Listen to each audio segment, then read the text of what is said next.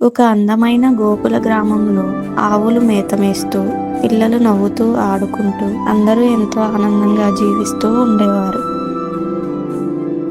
ఒకరోజు గ్రామస్తులు పెద్ద పండుగకు సిద్ధమయ్యారు. వర్షదేవుడు ఆయన ఇంద్రుడికి పూజ చేయాలని ఏర్పాట్లు చేస్తున్నారు.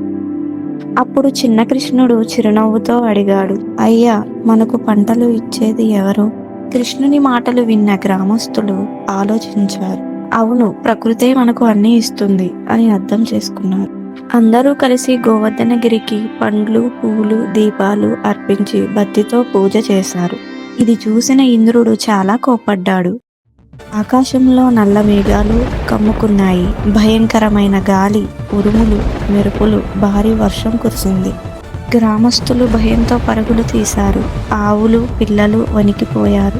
అప్పుడు కృష్ణుడు ధైర్యంగా ముందుకు వచ్చి చిరునవ్వుతో అన్నాడు, భయపడకండి, నేను ఉన్నాను. ఒక్క వేలు మీద గోవర్ధనగిరిని పైకి ఎత్తాడు. అది గొడుగులాగా మారి అందరికీ రక్షణ ఇచ్చింది. 7 రోజులు 7 రాత్రులు అందరూ గిరి కింద సురక్షితంగా ఉన్నారు. ఒకరికి ఒకరు సహాయం చేసుకున్నారు. ఐక్యతతో ఉన్నారు.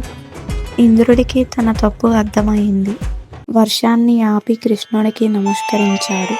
కృష్ణుణ్ణి క్షమాపణ కోరాడు. మళ్ళీ సూర్యుడు వెలిగాడు. గ్రామం ఆనందంతో నిండిపోయింది. అందరూ కృష్ణునికి కృతజ్ఞతలు తెలిపారు. కృష్ణుడు చిరునవ్వుతో ఇలా చెప్పాడు, విశ్వాసం ఉంటే, ఐక్యతగా ఉంటే ఏ సమస్యనైనా మనం జయించగలము. నీతి: ఐక్యతతో ఉండి మంచిపై విశ్వాసం ఉంచితే ఏ కష్టం